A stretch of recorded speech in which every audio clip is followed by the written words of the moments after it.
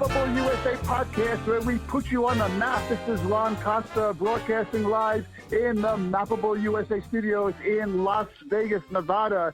And today's show, I'm calling all issuers. Everybody's looking to crowdfund. All these companies, you want to stop what you're doing and listen to this podcast. This is going to be huge information for you. Huge. I'm telling you right now, this is for you. All the issuers got to be on board with this. So before we get started, let's introduce our co-host, Vicky Hutchmala from the World Token Market. Vicky, what's going on? Oh, Ron, fabulous day in Vegas yet again. You know, I think God just decided we should have all the sunshine because we are enjoying it. We have a great podcast today. Our guest is going to tell us all about how to make the most of crowdfunding and make that $50 million. So let's get going. Exactly. Absolutely. Let's introduce him now. Folks, we got Etan Butler. He's the chairman of the Dalmore Group. Etan, how you doing over there today? I'm doing great. Sending you guys regards from New York. Pleasure to be here with you guys. Great. I'm glad you're taking the time out to talk to us. See that? LinkedIn works, right? That's how we met you. And, I mean, I saw your website and everything that you guys are doing. It's really, really impressive. And I think it's a topic that we really need to bring to our audience again, because a lot of people are confused on, what broker-dealers are or what they do, et cetera. But before we get into that, let's talk about you a little bit. Can you tell us a little bit about your background and how you got into this? Yeah. So I grew up in Silver Spring, Maryland, and I went to college in New York. And soon after I graduated from college, I established a partnership with Oscar Seidel, who's the CEO of Dalmore, and we've been partners for about 25 years or so. About 16 years ago, we founded Dalmore Group. It's a FINRA and FCC-registered broker-dealer investment bank, headquartered in New York, but we are active in all 50 states. And for the first 10 years, we were focused pretty much exclusively on providing investment banking and corporate advisory services to private and public companies. And since 2015, with the Jobs Act revisions, we have been immersed in Regulation D 506C and B, and most recently, Regulation A+. Well, it's got to keep you busy for sure. This is a whole new marketplace for the most part. So when you say that you're registered with FINRA, FINRA is the governing organization for this, right? That you have to be compliant with them. Yeah, right. The broker-dealers have to be registered with FINRA.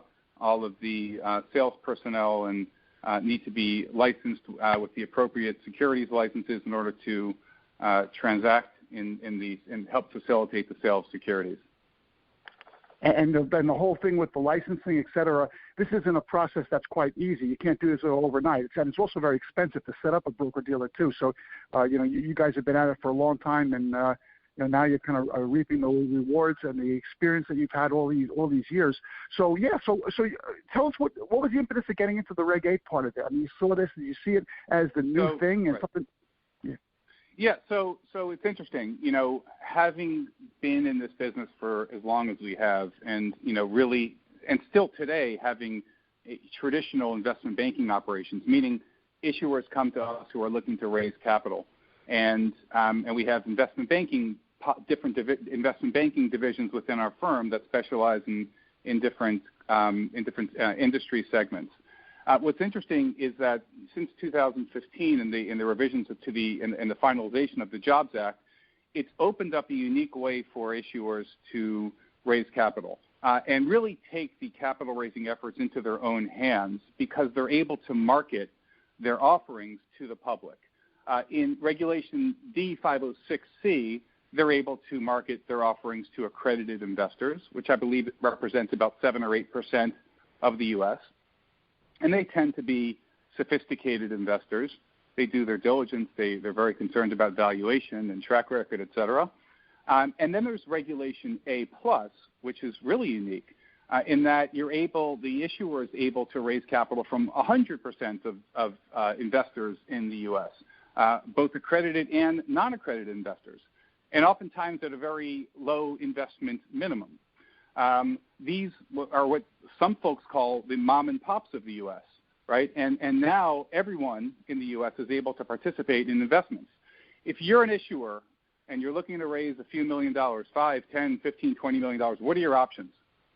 Friends and family? Okay, that oftentimes comes with strings attached and is, it's unpredictable, not very, not the most simple or pleasant way to go out and try to fund your business. The other alternative is to go and try to find a investment banking firm to engage them in hopes that they're going to raise capital from ultra high net worth investors or family offices or institutions. That sometimes works, and if it does, it's a fine way of raising capital. It's just in my experience as being chairman of a firm for well over 15 years, it's a needle in a haystack approach. And then there's issuers who recognize that, hey, I want to take control of my own capital raising efforts. And I recognize that I now have the ability to market my offering to the public. That's where we really stepped in. And so having been very involved in traditional Reg D raises and more recently in Reg D 506, it was a natural progression for us to move into Regulation A, which has really only become more popular over the last few years, and it's growing year over year dramatically. And what it does, again, is it gives issuers the ability to market their offering to the general public. And in order for them to market their offering legally in all 50 states, a broker-dealer becomes very helpful for that process. The broker-dealer's role is the underwriting broker-dealer. It's the broker-dealer of record. And because we are registered in all 50 states, issuers who work with us are able to legally raise capital in all 50 states. We take care of making sure that the anti-money laundering due diligence is done, the suitability requirements are done, the OFAC checks, the know your customer, all the attestations, everything that needs to be done on the legal side as far as interacting with the investors is complete, and we store. And we also perform diligence on all the issuers.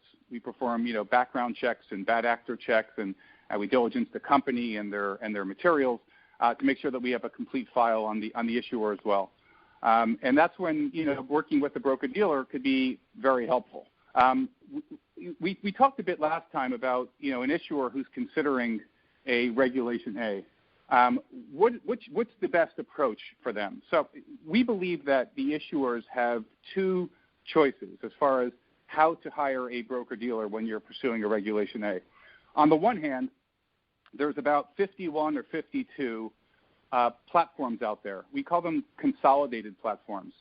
These are platforms that list many different investment opportunities, and they typically charge pretty high success fees if you're able to raise capital on their platform. Oftentimes, 7, 8, 9, 10% in cash, and oftentimes 3 to up to 5% in equity and warrants. And they claim to have, many investors who are registered with them that are prepared or maybe interested in investing in your offering.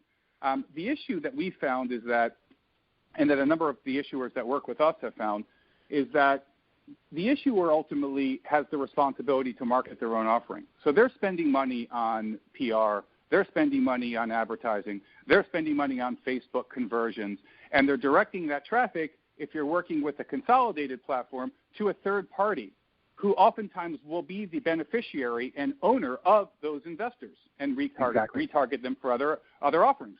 And you're leading them to a third-party platform that has competing offerings. And if it works, you're paying a lot. So our model really was to create a more cost-effective way to allow for the issuer to have their own dedicated experience, their own landing page at a fraction of the cost. And I think that's why we've been extraordinarily busy with Reg A. Just in the last year, we've been involved with over 50 Reg A offerings. Wow. So do you offer all these services in-house? Yeah. The KYC, AML, all of that, that's all done in-house without third parties? So the broker-dealer's responsibility is to make sure those services are completed and to store that so that if the SEC or FINRA audit the broker-dealer, we're the ones that have a responsibility to make sure that that process is done. Right? So many of the platforms out there will provide, the funding platforms out there will provide these services, right? And they're at a cost. our responsibility as a broker-dealer is to make sure that they're done properly and that we have them and store them. Oh, okay. All right. Yeah, Etan, I had about five or six questions lined up for you, and you answered them all during what you just said before. We shouldn't have let you talk so long. Sorry, yeah, no. But I do have a few actually still. The whole presence of a broker dealer, is that required for a deal, or can companies do it themselves? Do they need a broker dealer to do their raise? No, you don't. And in fact, these Jobs Act-born exemptions were designed to allow for issuers to issue direct nationally, right? And where you wouldn't necessarily need a broker-dealer. You could choose to have a broker-dealer to have your offering conducted through a regulated entity, and there's benefits to that, which we could talk about, but you don't need to. The problem, however, is that we have found, and a number of the securities attorneys that we work with have found, that there seems to be a disalignment between certain states and federal regulation. And there's a number of states, 7 or 8 states, where you need to either have a broker-dealer involved or a registered representative involved, or you need to apply directly. And these things could take time and could be a bit inconsistent. So a number of the calls that we get are from securities attorneys who advise their clients for at least to have a broker-dealer in these 7 or 8 states. So what Dalmore responded to this need by creating 2 different programs. We have limited state broker-dealer representation, where the issuer could issue direct in, let's say, 43 states, but in the 7 states, which, by the way, include New Jersey and Florida and Texas, some of them pretty active from an investment perspective, online investment perspective. Those are included in some of those states. So we either are hired for broker-dealer representation just in those states, but more frequently we're hired for all 50 states, I think because we're very cost-effective, which, it's very far from what these issuers are accustomed to being quoted for working with some of these consolidated platforms. So it's to their advantage to have a broker-dealer help them with their offerings and their capital raise. From your point of view, and I would think that it's, as you said, it's cost effective because it already is expensive to go through a Regulation A or crowdfunding offering in the first place. So the more help you can get economically, the better your advantage. There are definitely there are definitely advantages in having a regulated entity conduct the offering and making sure that all of the things I mentioned before are taken care of and stored properly. But again, most people, up until I think we started, and we come across this a lot, when folks hear, broker-dealer, they're thinking, oh, I have to pay, 5 to 10%, and then I have to pay equity and warrants. And they're like, it's just, is it cost-effective, or could I have my securities attorney figure out a solution for us to do this directly? And I don't blame them. But that's why we play where we play. Our focus is on exactly why the issuer needs a broker-dealer. And we strip away all the fluff. We're not going out and raising capital for Reg A's. It's a marketing play. It's going to be based on how effective your marketing strategy is. And we could help you because we could share with you what we've seen work well for other issuers. But we're not promising we're going to have hundreds of thousands of investors and you have to pay us 8%. We charge a lot less than that, and we're just very specific about what we're looking for. So I think that's why we've been so busy, because some of the securities attorneys that we've worked with that are usually the first to be contacted by many of these issuers looking to launch Reg A's have worked with us, know us. They know our cost structure. They've worked with us for a number of years, and we're fortunate enough to be a broker dealer they refer clients to.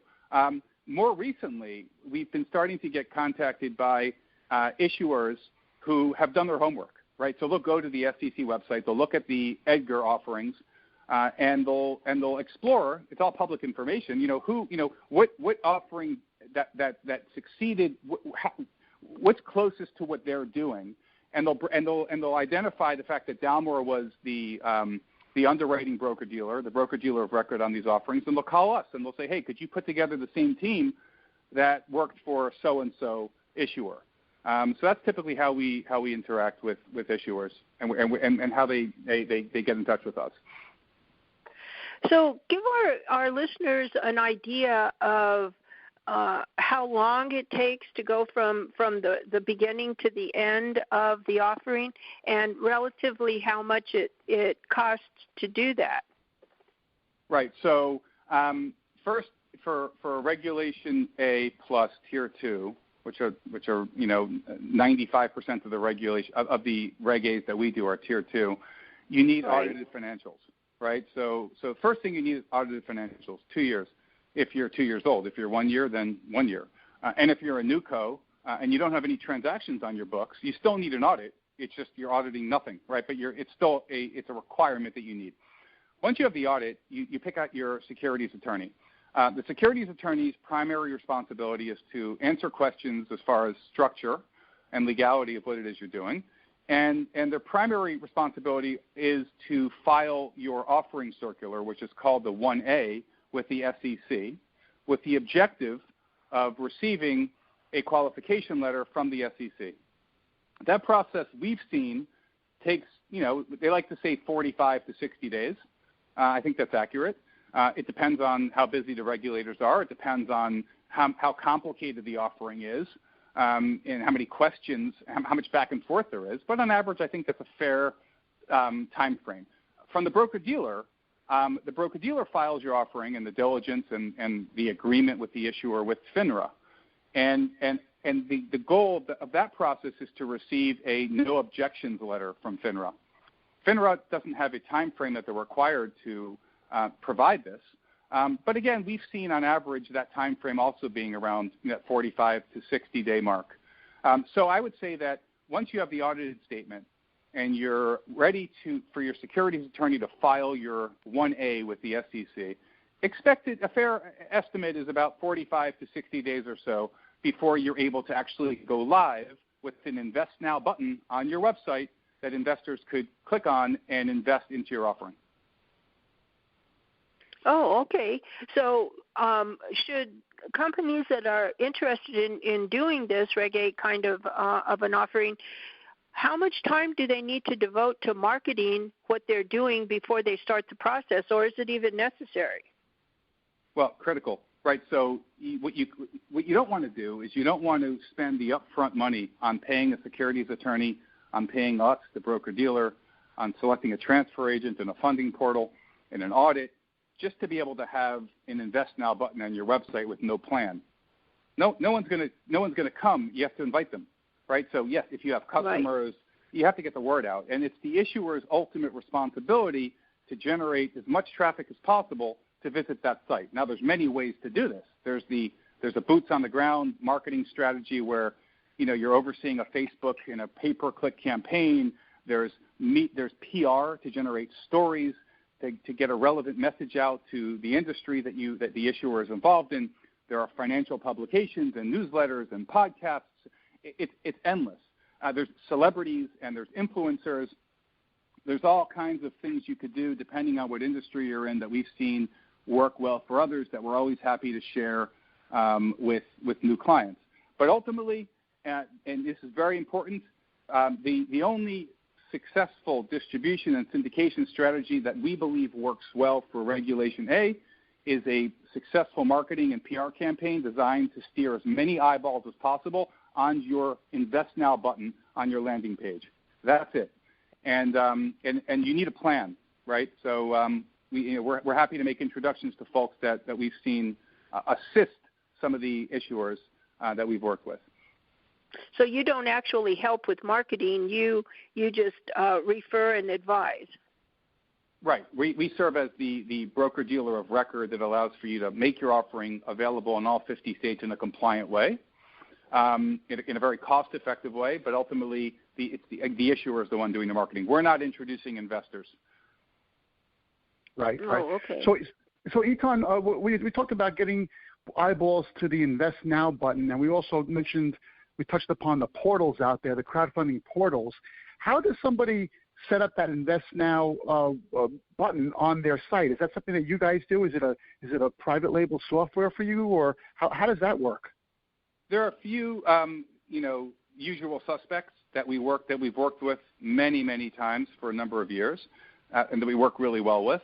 Without mentioning names, there's right. 2 or 3 in particular that we work with, and they provide either the API to embed on the issuer's landing page, or if the issuer wants assistance in creating that landing page. There's multiple ways to do this from a design perspective. We like to show examples, and it's really up to the issuer. But it's a pretty simple process. It's the API, which is really a link to the back end and the payment processing, the whole back end, and the entry of information right. and the uploading of an ID. That's really what you need, and that could be embedded on any site, as long as the broker-dealer looks at that site to make sure that from a marketing and advertising perspective, the right disclaimers and disclosures are included. And the offering documents that they download at that link there, they're created by the lawyers that they hire, the crowdfunding lawyers, right? Right. There will be a link to the 1A, which is the offering, the public offering circular that must be available on through that link. Okay, and again, getting back to the 1A. That's a form that probably hardly ever goes to the SEC with no comments coming back, right? There's always comments back and forth, and that may take some time as well. These comments are addressed by the company principals, the issuers themselves, and they deal with their lawyers, and the lawyer, I guess, goes back to the SEC with them, right? The issuer is the one that answers the comments. That's right. It's addressed to the issuer. And usually the securities attorney and the issuer will assist each other in answering those questions.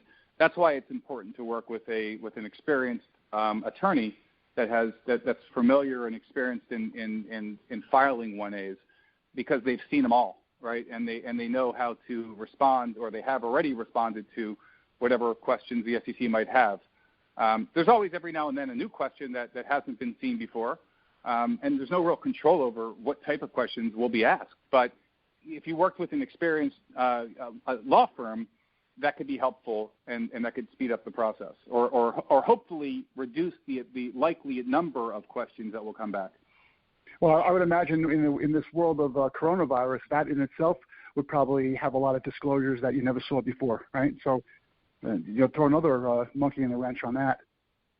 Yeah, it goes both ways, right? I think that companies in the biotech space or the medical cannabis space or products and services space that have some relevance to the coronavirus, or frankly anything that is relevant and meaningful in this environment, really resonate to investors.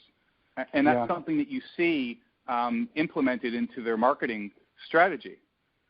Again, what makes an offering work is you're going to have someone that, who's your average investor here? Again, it's a mom and pop that gets a Facebook pop-up, or they read a newsletter, and they see a link, and they click on the link, and they look at your story, they look at your landing page, and what do they see? They see a 2-minute or 3-minute video with the CEO talking about why their business is compelling, and inviting you, the investor, to participate.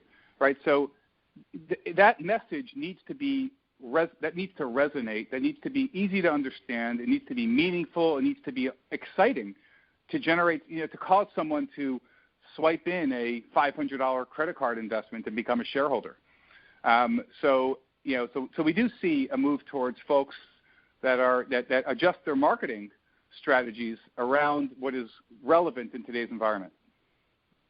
And then there's always that disclosure on their website that says, this whole bunch of wording, and then at the end it says, something to the effect of securities offered by Dalmore Group, right? And then that's how you could tell who the broker-dealer is, right?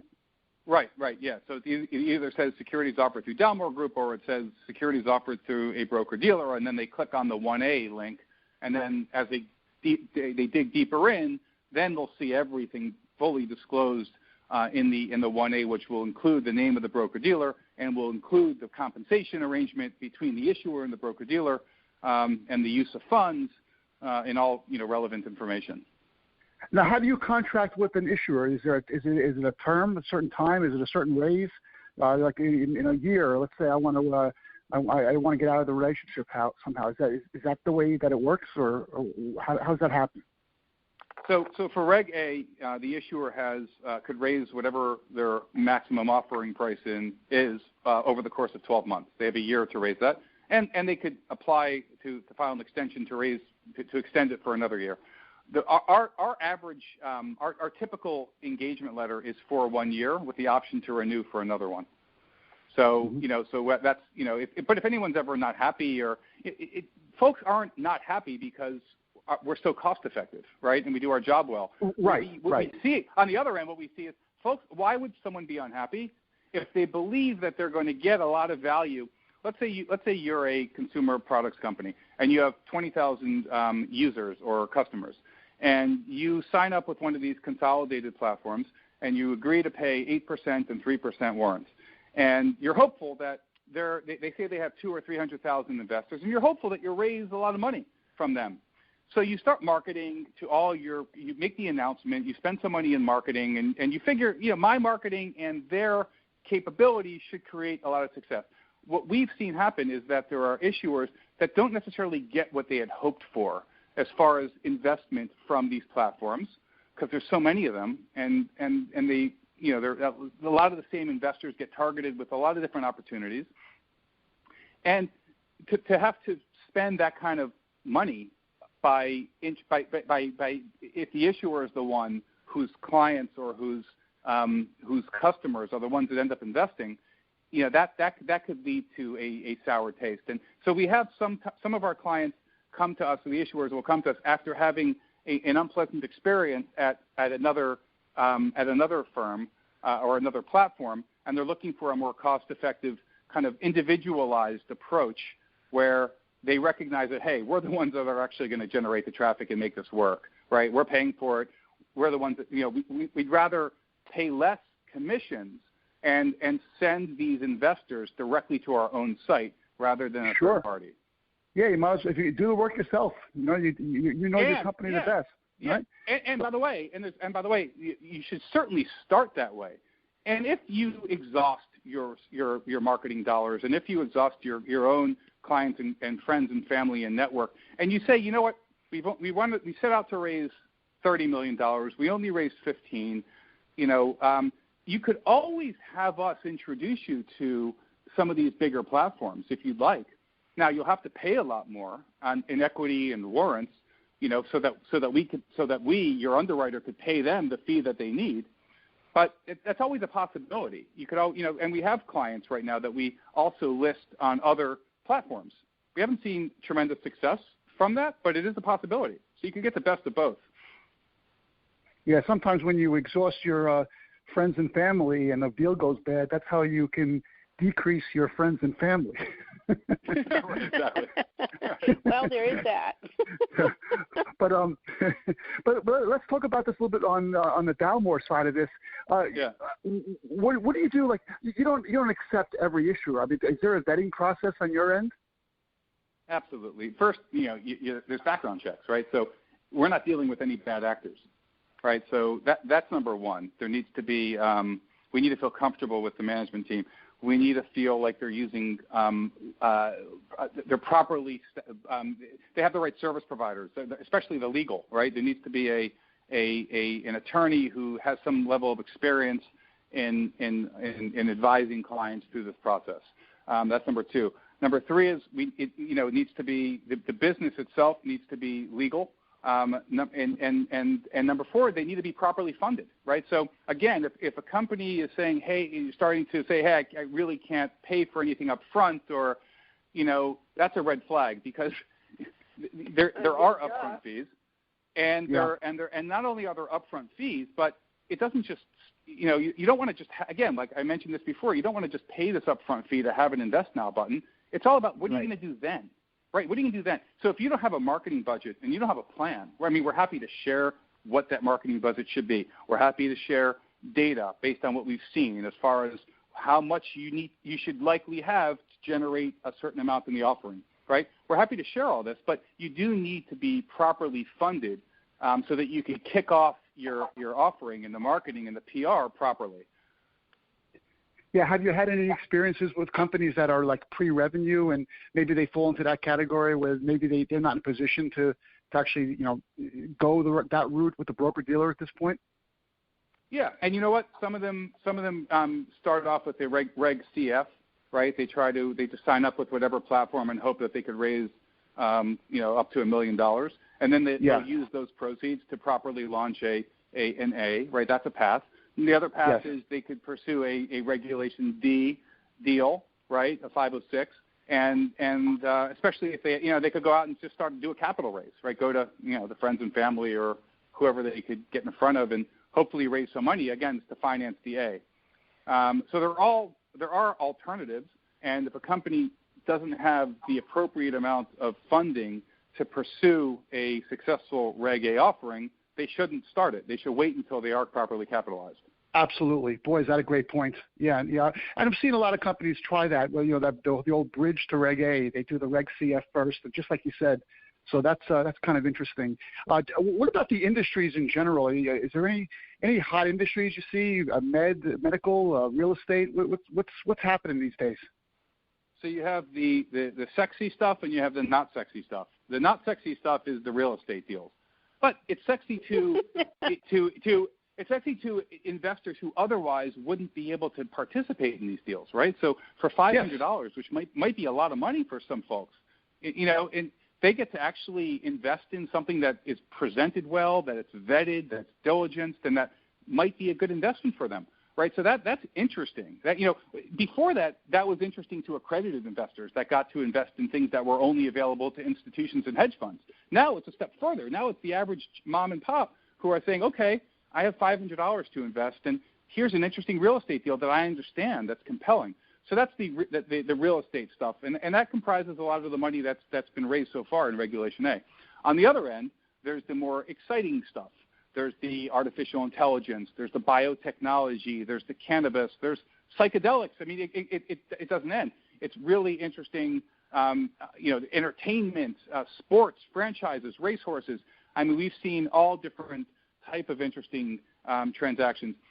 Some of them have a track record and have success and are profitable, and many of them are newcos that really are leveraging their plans going forward or the experience and track record of their principals, right? So you have a whole mix of new entities that have great ideas or patents or plans or some momentum, and they're looking for more money to grow their operations out. And you have more established companies that are looking to just increase their shareholders, like real estate businesses, where if they show their shareholders a good return, a good IRR, once, twice, three times, guess what? They're telling their friends, they're telling their family, they're likely going to invest again. So this is a unique way for even real estate companies to expand their shareholder base, their investor base, right?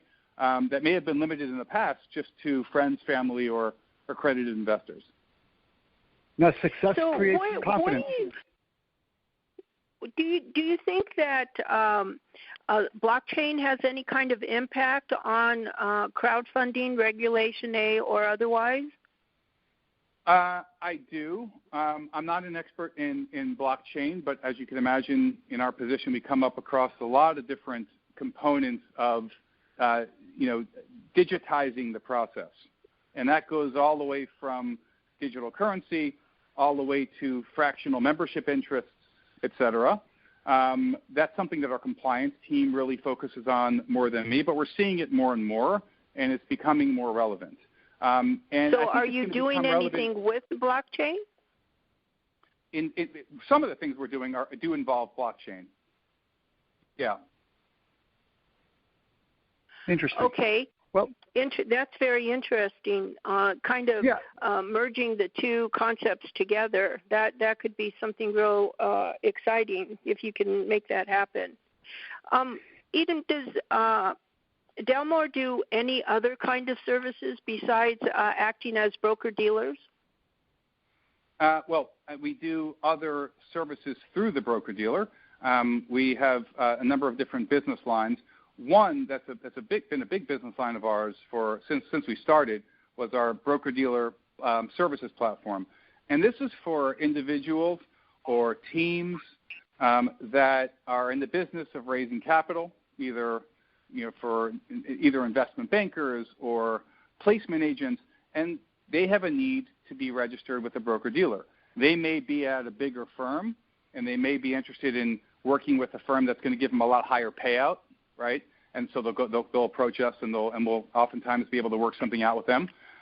Or they'll be an issuer and a syndicator of a real estate syndicator, and they want to be able to compensate their employees in a compliant way, a commission based on the successful sale of securities, which requires their employees to be registered representative of a broker-dealer. So we enter into those types of relationships pretty frequently, where folks could leverage our broker-dealer capabilities, and that enables them to, in a compliant way, compensate capital raisers or employees for assisting in capital raises. Another area that we're focused on for quite some time is the EB5 space.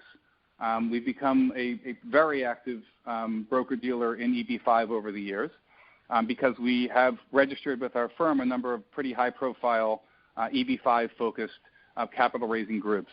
Like I mentioned before, it's nothing to brag about since November when the investment minimum went from 500 to 900. But we are starting to we're starting to see finally some an uptick in activity going on during this time. So there's EB5, there's the broker-dealer platform services for individual investment bankers or for groups of investment bankers or placement agents. There's the Reg 506C underwriting services for serial online syndicators of equity to accredited investors. There's the Regulation A+ that we're very focused on as well. And then really we try to understand whatever needs that an issuer or a securities attorney has on behalf of an issuer that require the involvement of a broker-dealer, and we remain very open to setting a protocol around what those opportunities are and scaling them. So do you because of all this knowledge that you've accumulated, do you offer any kind of advisory type services to help businesses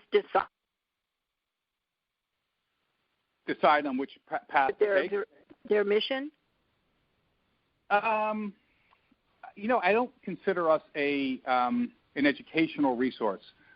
We've designed ourselves to be more of a wholesale, cost-effective broker-dealer solution, generally to issuers who know what they want and are ready to transact, or have heard about us, have read about us, or whose attorneys advise them to talk with us, et cetera.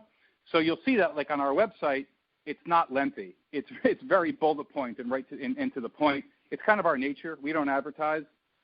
We've just developed relationships with service providers and attorneys and hopefully have a good reputation out there, and that's what really drives a lot of. But, when folks call me, the barrier to speaking to us and for me to spend time is they have, if it comes from a reputable source or from a securities law firm that we've worked with, we'll talk with them and we'll get right to the point. We'll understand exactly what they're looking to do, and I'll give them or we'll give them very clear, transparent advice based on what we've seen work. And I think that's the reputation we have. We're very straight. We're very clear on what we do and what we don't do, and what we've seen work and not work. And having dealt with so many different issuers at different stages, I think they find that refreshing. Yeah. Yeah. Absolutely. You're already giving out. Build a network. You're already giving out a whole bunch of information on this site anyway, Etan. The stuff that you've imparted on the podcast is great. If somebody is interested in getting in touch with you and wants more information on some of these things, how would they get a hold of you? So you could go to our site, which is Dalmore FG, as in Dalmore Financial Group, DalmoreFG.com. You could email me. You could email support@DalmoreFG.com. That's probably the best, support@DalmoreFG.com. And we try to be very responsive. Certainly a group that falls into any of those categories that I mentioned that we specialize in, certainly they could review that on our website to remind them, what it is we focus on, and they could certainly reach out to us, and we'll get on the line with them and see if we could be helpful. Sounds good. And Vicki, you had one more question before? Well, no, I was just going to say that Etan said something that's very interesting, that if you rely on your reputation with professionals and you surround yourself with a network of people that know you, trust you, and have a sense of integrity about what they do, then you just enhance your presence and you make yourselves more successful by helping others become successful too. That's commendable. No, I appreciate that. There's a lot of integrity lacking in the world. That's right, and look, we've seen that has worked best for us. It's our nature to start with, but it's also we've seen that work well. Once you start working with the same industry insiders and securities attorneys and service providers that are effective and experienced, you become part of a working group. And what happens is when either one of us has a client, and the client says, "Hey, you're the broker dealer. You're my first point of contact." What do? We're able to say, okay, use them for legal, use them for transfer agent, use them for the payment processing, and they could pick whoever they want on their own. And sometimes the broker dealer is the last piece, and we're the ones that get brought in by one of these working group members. But it makes things work so much more efficiently, and oftentimes more cost effectively if the same team of service providers are just working together in harmony.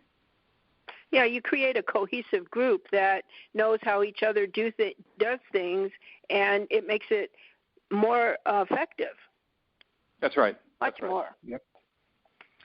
All right, sounds great. Well, Etan, I started this podcast by telling everybody if you're an issuer, you got to stop what you're doing and listen to this. And I think we pretty much held to that promise pretty well. I think that any issuer is looking at this, you got to call Etan, call the Dalmore Group, get in touch with these guys.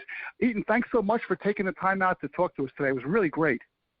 Ron, Vicki, excellent. It was a pleasure. Thanks for the opportunity. Thanks for the time, and have a great weekend. Yeah, everybody out there, you're listening to the Mappable USA podcast at mappableusa.com. Just go to that website, scroll down, you'll see all our syndication sources. You pick the one you like best, and you'll never miss another episode. He's going to be a guest on the show like Etan was today. There's a guest tab. Just fill that out. We'll see what we can do about getting you on the show. And if you like what you heard, send us an email at info@mappableusa.com or put a comment on the page that you're listening to this right now. We really, really appreciate that. So everyone, thanks for listening. Thanks for your support.